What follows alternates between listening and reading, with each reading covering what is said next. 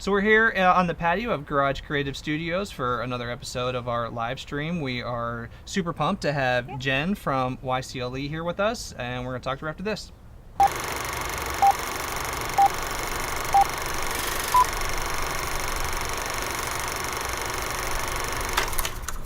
So Jen, thanks for coming in and hanging out with us. Thanks for having me. Yeah, absolutely. I see you brought us some gifts that we're going to kind of get into. I did. I don't like to come empty-handed, and we've got patio drinking weather, so had to provide something. So, yeah. Well, this is perfect. I mean, it's actually like one, love having wine on a work day, and and two, I think it like falls perfectly into some of the things that we'd love to talk to you about.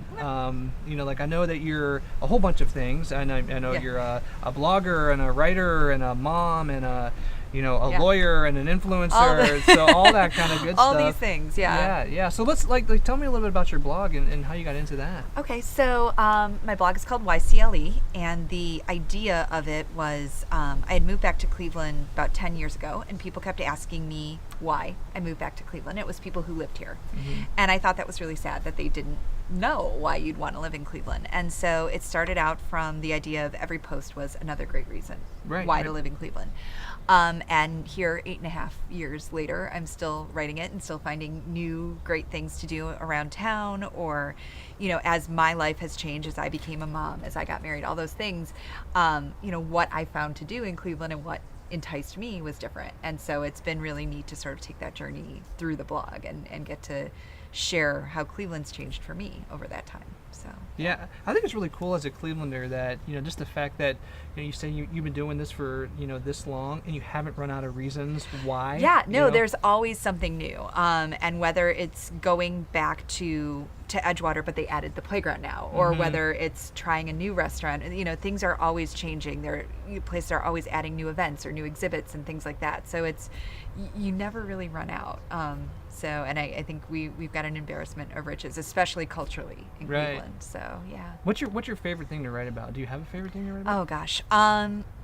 So I would say food. I love going out to eat and I love writing about restaurants, but I feel like I don't write from that foodie perspective. Right. Like there's a Facebook group called NEO Foodies, and I'm always like too intimidated to like actually post my food writing in there because I feel like I just enjoy what I enjoy and I just talk about that. But food's always fun, but I think really for me, my passion is writing about nonprofits and small businesses in town. My dad's a small business owner. He's owned his business in Cleveland for almost 45 years now. And so I know how hard small business owners work and sometimes how hard it is to get the message out. Sure. So I love writing about that, and I love working with local nonprofits to sort of get their message out about whether it's an event specifically or just what they're doing, good works around town. So yeah. So like the creative writing portion of it, like when did you really kind of like start knowing that you wanted to do that? I mean, I know you had like other started with other careers and then moved on? Yeah, so I'm a lawyer by trade, and I don't know, like, can we go back as far as MySpace? I had a MySpace blog. Yeah, we can. That's really embarrassing, but I definitely had a MySpace blog. But no, I've always sort of felt that call to, like, I love writing, and the writing that I was doing in my career was very formulaic, and there was a place for that, but I needed another outlet. Yeah. And so, like I say, when I moved back and I found people asking me about Cleveland and why I'd want to come back, and to me the reasons were so obvious, I'm like, oh, this would be a great way to do that. And it was sort of the rise of blogs as like the way to sort of get a message out on social media. And I had a couple friends who had blogs, and I'm like, yeah, I could do that too. So that's where it started from. Yeah. So, yeah. How does that, and one of the things that's, kind of interesting to me is how you balance your time in doing that. I don't know. Some days I don't know. Some days are easier than others. So I work from home, and so while my son is in school, I'm usually doing a lot of my writing, whether it's the freelance writing or for the blog. I find sort of carve out the niches of time, or we had talked about before we started the interview, sometimes you get up really early in the morning before anybody else in your house is up, and you sit with a cup of coffee and you knock out some writing or some emails or whatever. So it's just finding those little nooks of time. I found for myself writing in the evenings is not good. Like, I'm the same exact way. My brain is cooked. I really can't, I'm not going to get a good return out of that. But no, I find the time, and I think it's become very easy with the blog. Like I'll start writing it in my head, and I already know when I sit down to actually type what I really want to say, and so it for me flows very naturally. Yeah. Yeah, I know we were talking before, and you were talking about, your son and all the, all the responsibilities of like being a mom and, just general life. Do you find that kind of like, like influence, like, maybe what you're writing about, but, more specifically how you're writing about it and, from a content standpoint? Yeah, I mean, I think there are certain things that for me are off limits, I would say. Like, I don't like writing about my parenting style. I think that, first of all, I don't know any more what I'm doing than anybody else does in this parenting thing. So I'm like, I'm not. No one does. And if they say they do, they're lying. Right. So I don't want to be like Parents Magazine. Like, I'm not trying to give anyone advice. And I think, too, because those decisions are so personal, I've always been really afraid about sharing something and getting pushback. Yep. And so I'm like, I don't want to talk about like Jeffrey's bedtime and what I'm feeding him and things like that. And so it, for me, it's I stay in this very directed like events and things going on around Cleveland, and I keep, Jeffrey factors into that, things that we do together and things like that. But there's a portion of my life that just isn't for public consumption. And for me, it's really helped to sort of say like, no, that there's a line there, and I don't write about those things. Right. I mean, I feel like you have to do that with doing what you're doing, because like you talk about followers and like you want to like engage with your audience, but you're also a human being, right? And I think too, everybody knows, I would think at this point, that social media is a snapshot, right? Like that at some point, like just because I don't post a picture of me taking the trash out, we still do it. It still happens. And so it's like, I'm really okay with saying like, this is a slice of my life. You don't have to see all of my life. Right. So, yeah. Well, speaking of slices of life. Yes. What do we have here? So I brought 3 of Thank my... you, by the way, for, oh my gosh, for yes. bringing wines. I brought 3 of my favorite Ohio wines. So we really love, my husband and I really love going out to the wineries, specifically in Geneva. So I brought a red, a white, and a rosé, all from Geneva wineries. So I have the Cabernet Sauvignon from Laurentia, the Golden Bunches Dry Riesling from Ferrante, and the Brut Rosé, which is sparkling, from M. Cellars. And let's get into them. Yeah, absolutely. Let's do it. Cool. So I have 3 cups each, so we can each try each. Like so tastings. Yeah. Not that I'm a. All right, I'm going to open the screw top one. I'm going to let you handle the other one. Fine, I'll do this one, and I'll leave the. Oh, geez. No, you know what? That's not very friendly. I'll do this one. All right, please bear with us as we pour some things here. kind of do this. But no, I chose these 3. I just think these are, first of all, they're great wineries to visit. They all are just like lovely locations, especially this time of year. They have great patios and things like that. But I also think they're 3 wineries that are really, they're committed to local products in not only their wines, but the food that they serve and things like that. They're 3 of our favorites to visit. And also these wines, the Ferrante you can get at Heinen's or Giant Eagle. The M. Cellars and the Laurentia, if you don't want to make a trip out to Geneva, you can order them online. So I they were accessible, which I thought was great too. So I think pardon me, I was listening, but did you say that when I was trying this? So how often do you get a chance to go out there and kind of like experience these? I mean, do you stay, or do you kind of like, because I know you can go wine hopping and stuff like that? Yeah, so we have stayed. There's a couple great places. There's some cabins out there that you can rent. Ooh. Oh boy. Called Vineyard Woods, and they have individual cabins out there, which are lovely. But there's the Lodge at Geneva, there's Lake House Inn, so there's places to stay, and we've done overnights, but we also find that just like on a summer day, we'll just go for the afternoon, go for a few hours. They're all really geographically close together, and so it's easy to hit 3 or 4 wineries in an afternoon and kind of get a sense of what's going on out there. Christmas time they do, it's called the Tannenbaum Trail, where you get a wine sample and an ornament at there's like 20 different wineries that participate, so that's really fun. So my mom and I went and did that this past Christmas. So there's a lot, it's not just in the nice weather, there's a lot of fun stuff going on at the wineries. So I know there's a lot out there. Yes. Is it like in terms of Cleveland, is it relatively new, or are they popping up like, pretty quickly? I know you can't just grow grapes and have a winery, but I know you can import grapes maybe. Yes, and some of the places do import grapes. I feel like there are definitely more in the last, say, maybe 10 years or so, but I mean, some of these places have been there, for quite a while, and now it's just someone grab that. Now Sorry. I want to listen to you. No, it's about, okay. Like, that's fine. So I feel like there's certainly been an increase in popularity in the last like 10 years or so, but some of these places have really been there for a long time doing their thing, and now it's just people realize like, oh, the wineries, that's a really cool place to go. And, right.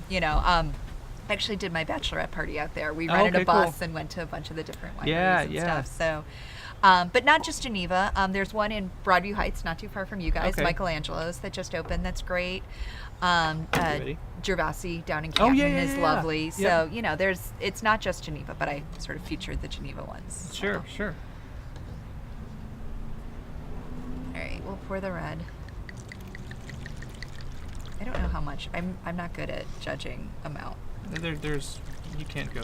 There's no such thing as. Don't be shy. He's Irish. Okay, I'm really scared to open this one on camera, so we're gonna. Can someone? I'm really. It's like a bottle, like a beer bottle top. I think I need that too.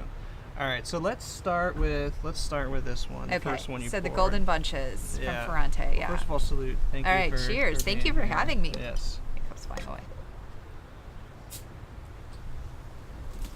Whoa. This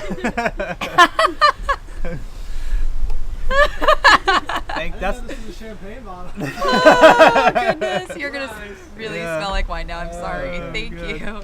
Good. That would have been great if I had done that though. Yeah. So, all right. I feel like you had that plan. I shook it up. I really did. I did shake it up. I was like, it was the drive out here. It just shook it up. So let me ask you something. So, since we're enjoying wine on this beautiful day, and we're talking about writing, are you one of the type of writers where just by going and sitting out and having a glass of wine you feel inspired or things come to you, or does it go the other way? We're like, what? Once it starts, like, this is recreation time. This isn't kind of like writing time, or can. It's interesting because I would have said professionally that this would be then the shut off point, right? Like you're not thinking about clients and how you're going to write for them and whatever. But I think the blog has so shifted that for me because what I write about now is a lot of leisure things. Yeah. So I'd be sitting here thinking like, okay, I want to talk about the wineries and I want to make sure I talk about the patio and I want to, I don't feel like there's not as much of a barrier for me anymore with saying, okay, well, this is where I shut off and I'm not like writing in my head anymore. Right, so, right. Yeah. And I keep like notes on my phone, content notes. Oh my gosh, and things I do like the same that. thing. Yeah. When I think of the random things. Yeah, just completely random thoughts. You know, when you have a drink, like, oh, that's a cool. I don't know where I'm going to put that, or that's kind of a neat thing, and try to sort of slot things in on content calendars and all of that kind of stuff. But there's much less of a divide for me now than there used to be. I try with some of the freelance writing I do. I try to not let that blend in so much. But like I say, for the blog stuff, it's there's sort of always that thought of like, oh, is this something I could write about? And sometimes I go somewhere and I'm like, I wasn't even planning on a post, but while I'm there, I'm thinking, oh wow, I want to tell people about this, or I want to write about it. So what? Okay, so let's use this as an example then, and talking about one of these wines. So like, what would that process be? Let's say, for example, you come to, let's say this is a winery, you come sit down and you're served this, and you come over, walk us through, like, how does that then turn into a blog? I mean, do you sit there and like, oh, that's pretty good, and think of like, it tastes like this, or I get notes of this, or no, I'm definitely not that kind of wine writer. No, sure. No, but I think for me, it's more about, am I having a fun experience? How's the service? How's the food? How's the wine? All those things. And then it just sort of starts to build of like, this is something I want to talk about. This is a business that's doing things well that I think people should know about. I try very hard to be genuine but not negative. Sure. And so I think for me, I'd much rather not write about an experience than write about it in a negative way. So as long as I'm not... we want you to write about us. Yes, That's exactly, right. Right. That's a sign of something good. Yeah, no, but I mean, as long as I'm not obligated to write about the experience, as in someone invited me to go, I'm going to just choose to write about the good experiences. And so that's where I sort of keep my eyes about it. Like, okay, did we have a good meal? Was the service attentive? Was the wine good? All those things. And then it sort of builds to like, yeah, okay, it was. That's worth talking about. Right. So I think we started going down this path. You said these are your favorites, but yes. Maybe we'll kind of like dive a little bit more into that, into the why. Why are they kind of like your favorites? And okay, well, I mean, I have hopped on the rosé bandwagon, like full force. So let's go. So yes, so the M Cellars to the fruit rosé, yes. Plus sparkling. I mean, I just like sparkling just has fun to me. Mm-hmm. Like I love me nothing more than a champagne pop. Like that just So does Eddie. I was gonna say or a bath in champagne, however it goes. Yeah. But no, I think one of the things that I really like about M Cellars is they make great wines, but they're super committed to serving local products. I've actually never met in person the owners, but we've corresponded on social media, and literally one of the owners like delivered this to my house when I ordered it online. They're just really nice people. Which I'm sure they do for everybody. Yeah, right. No, but I mean, it struck me as like they're really like they're good people and it's good wine, and like so then why wouldn't you want to drink that? And then I do know they also serve this at Flight Cleveland in Detroit Shoreway, and Urban Farmer has it as well. So there's places that you can get it with your meal too. Yeah, they're definitely one of my favorites. I'm don't write the kind of stuff that you write, but I do write in my everyday life and work and all kinds of stuff. And I always very similar to you, like look for like what our inspirational experiences. And I feel like when we went there, I was like, wow, this is an experience. Yeah. Like this is definitely, even if you just kind of like go in just for a little bit and just get something to eat or just have a drink or just the atmosphere itself. I'm like, this is definitely worth coming out. Yeah, to. I agree. So. Yep. Okay. So, all right, tell me why the red? All right, so Cabernet is, like I say, hopped on the rosé bandwagon, but Cabernet is like in our house the like sort of go-to varietal of choice. And Laurentia, first of all, it's a delicious cab, but it's also I love their tasting room. It's beautiful. It's sort of this cabin in the woods kind of hunting lodge kind of feel. They've got the kitchen there. It always just smells really good in there. They live music. It's just beautiful. It's a really nice place to like experientially just sit and have a glass of wine. I feel like it almost makes the wine taste better. It's just like, oh, I'm sitting in this really luxurious atmosphere. And I know they're building accommodations to do overnights there as well. So that'll be great. But yeah, I think it's the whole experience with Laurentia that I really like. So yeah. I think it's actually like I don't think enough people know really what is up there. Like we hear about it and you kind of talk about it a little bit, but like you really got to go out and there's so many now to go see them and do it. Go and see the wine trails and there's a lot of places, and I think people have this idea that Ohio wines like it tastes like grape juice, and it really there's really really great wines, and whatever your taste is, you can probably find something more than one something that you like. So yeah. Well, very, very good. Dan normally has a whole bunch of questions, so... I'm always fascinated by bloggers and how they make a career out of just writing. Can you tell maybe someone coming out of college, or maybe someone who's getting out of law school and they realize I don't want to do the billable hours thing. Right. How can I transition into a creative space where I can make a living, support my family, but also, do what I love to do? Yeah. Gosh, when I figure it out, I'll let you know. No, no. I mean, I think first of all, I think you have to write what you're passionate about. Like, I think the truth will always out. And so if you're not coming at it from a genuine place of being excited about what you're writing about and enjoying what you're writing about, like that's just gonna show through. And for me, like I just like am stupidly head over heels in love with Cleveland, and so I think that shows. But in terms of making a career out of it, I mean, for me, blogging is a hobby. It's a incredibly time-consuming, wonderful hobby. But what I've been able to do is through the connections I've made from blogging, I've been able to get freelance writing work. So, I've done some work for the Cleveland Zoological Society. I've done work for Northeast Ohio Parent Magazine. Starting to do work for the Pediatric Brain Tumor Foundation, which is a national nonprofit. And so I think it's through those connections that I've made that I've been able to say, like, my writing, my work ethic, those sorts of things, and transition it into writing for them in a creative way. Yeah. So that's been neat, but it's certainly a process to doing that, Yeah, so. I think one of the things that is fascinating about writing, particularly the style of writing that you do, is it requires you to get out and interact with people and meet new people, and you can't just not have these experiences and then write about them. You can't. You've got to go and do it. And I think there's always a moment, like before coming into today or before going somewhere where someone's like, oh, come and see this, we want you to write about it, where there's this moment of hesitation, first of all, because I feel like, why do you want me to come? Like I don't quite understand that always, but I'm always afterwards so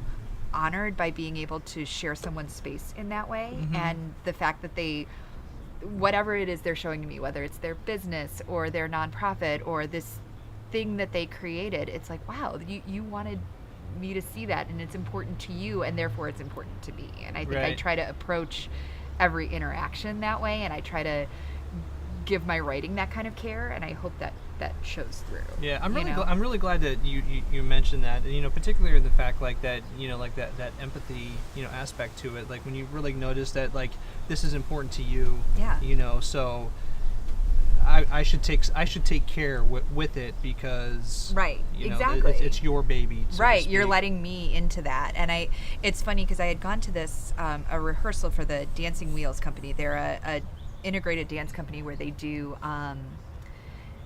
there's people who are in wheelchairs, and then there are not physically disabled dancers, and they dance together.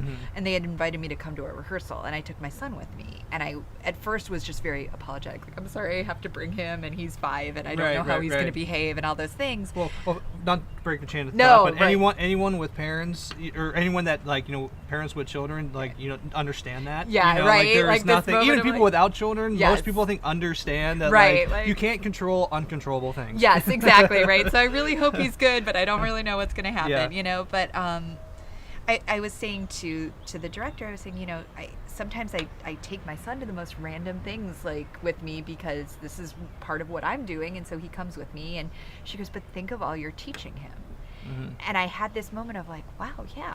And I hope that he takes some teachable moments from the random things that he gets to do with me sometimes. Right. So, yeah. I think that's where you learn the most is just, just by doing it. And going out and doing it. Things. And to your point, by exposing him to those kind of situations, you're kind of he's learning through osmosis. Right, exactly. Yeah. So. And I can imagine, do you ever, in your writing, do you ever go back and look at, some of the first things you've written and say, who was that person? Oh, yeah. Well, first, when I started the blog, I was not going to be, a character in it. I was literally, I was writing a very dry Cleveland guidebook. I was like, we have museums, and they are open from 9 a.m. to 5 p.m. Right. And here's where they are located. It was not my life. It wasn't what I was going and doing. So I look at that and think why did I think someone would want to read that? They could literally just Google the Natural History Museum, Right. So I see that shift, but there's also moments, there's posts that I've written. There's one in particular that I wrote after a negative experience and out of anger.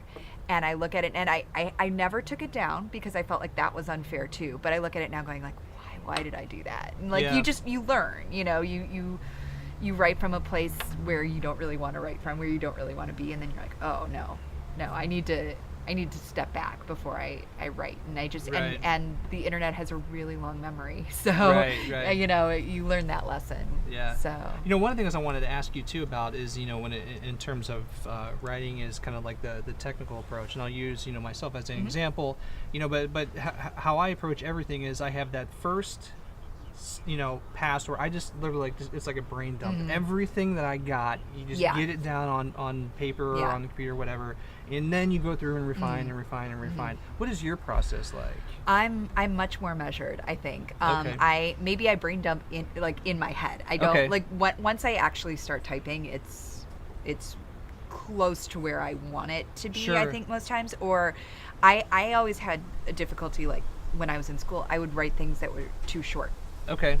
Brevity tends to be my problem because Sure. I when I talk, that's not my problem. Right, but when I write, right. that can be my problem because I've gone over and over in my head and eliminated things and Right. whatever. And so I'm much more in my head. And then once I actually sit down and start typing, then that's close to refined and where I want Sure. it to be. Just because I always think of I'm a big West Wing nut, and Toby from the West Wing, the one time he said he was writing in his head that paper was for wimps, and that's what I always tell myself. I don't know if it's true or not, but so yeah. I don't, you know, I think everyone, you know, like has their own style. There is no right and wrong. There is no like.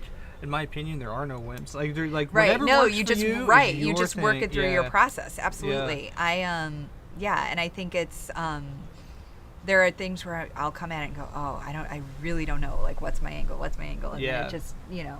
I think from an efficiency standpoint, you know, like when you're trying to get like deadlines and trying to get things out, I think, you know, like the way that you're doing it seems to be like that's a great way of approaching it. I think some of it is the efficiency driven by, okay, I have this many hours in the day and this many things to do, so how can I, you know, so maybe while I'm driving the car, I'm writing something in my head, and then I actually have the time to sit and actually write it. So do you ever probably a loaded question, are you able to turn that off? Like that kind of, I guess as creative people, you never really turn that off, but you know, like you're always, oh, that's a great idea, or that's a great idea. Yeah, I mean, there's like I say, there's less of a barrier than there used to be, and so I try to not, you know, approach everything as like, how would I make this into an Instagram caption? Right, but there's a certain amount of your brain that just goes there naturally. But like I say, there are also certain things that I know are off limits for me. So in those experiences, it's like, no, we're turned off now. We're just here and doing this thing. And I'm trying to be much more focused on not like being on my phone all the time and not giving in, because I feel like when you're on social media and you're reading what other people are doing, then you start thinking about, how would I do that? What would I say? What would I want to post? And so I'm trying to be more measured with my interactions on social media too. And like, there's a time at which we just put the phone down and we, you know, be in the moment.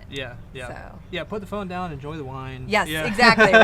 Right. So Dan, I got one more question for you, Jen. So one of the things that really struck me about your Instagram page was your focus on social impact and being a positive presence in the community. Can you share with our followers some of the things you have coming up? I know you're involved in research for women's health. Can you share some of the events that you have coming up so we can share with our audience? So like I said before, my nonprofits are really a passion for me. So right now I'm an ambassador for the American Cancer Society Research HERS program. And what Research HERS is taking a group of female ambassadors like myself who raise money to specifically fund women doing cancer research. Oh, great. And so there's really, women are still behind in the research field, and so it's sort of harnessing the power of women as fundraisers to help women as researchers. And when the local American Cancer Society chapter approached me, that was a no-brainer for me. I mean, it was